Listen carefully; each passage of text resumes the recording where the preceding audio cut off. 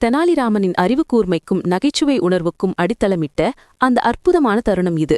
வறுமையில் வாடினாலும் எதையும் புன்னகையோடு அணுகும் ராமன் முனிவர் ஒருவரின் அறிவுரைப்படி அன்னை காளியை நோக்கி கடும் தவம் புரிந்தான். அவனது பக்தியில் மகிழ்ந்த தேவி 1000 முகங்களோடு விஸ்வரூபம் எடுத்து அவன் முன் தோன்றினாள். எப்பேற்பட்ட வீரனும் அஞ்சி நடுங்கும் அந்த கோலத்தை பார்த்த ராமன் பயப்படுவதற்கு பதிலாக குலுங்கி குலுங்கி சிரிக்கத் தொடங்கினான். கோபமடைந்த தேவி அதன் காரணத்தை கேட்க, தாயே, ஒரே ஒரு மூக்குள்ள எனக்கே சளி பிடித்தால் துடைக்க 2 கைகள் போதவில்லை. 1000 மூக்குகள் கொண்ட உங்களுக்கு சளி பிடித்தால் வெறும் 2 கைகளை வைத்துக்கொண்டு எப்படி சமாளிப்பீர்கள் என்று நினைத்தேன் என யதார்த்தமாக பதிலளித்தான். அவனது இந்த அசாத்தியமான துணிச்சலையும் நகைச்சுவையையும் கண்டு வியந்த அன்னை காளி ராமனை சோதிக்க எண்ணினாள். தன் 2 கைகளிலும் 2 கிண்ணங்களை ஏந்தி அவன் முன் நீட்டிய தேவி, மகனே ராமகிருஷ்ணா, உனது அசாத்திய துணிச்சலைக் கண்டு மெச்சினேன். இதோ உன் முன் 2 கிண்ணங்கள் உள்ளன. ஒரு கிண்ணத்தில் மகா ஞானத்தை தரும் அறிவு இருக்கிறது, மற்றொன்றில் நீங்காத வளத்தை தரும் செல்வம் இருக்கிறது.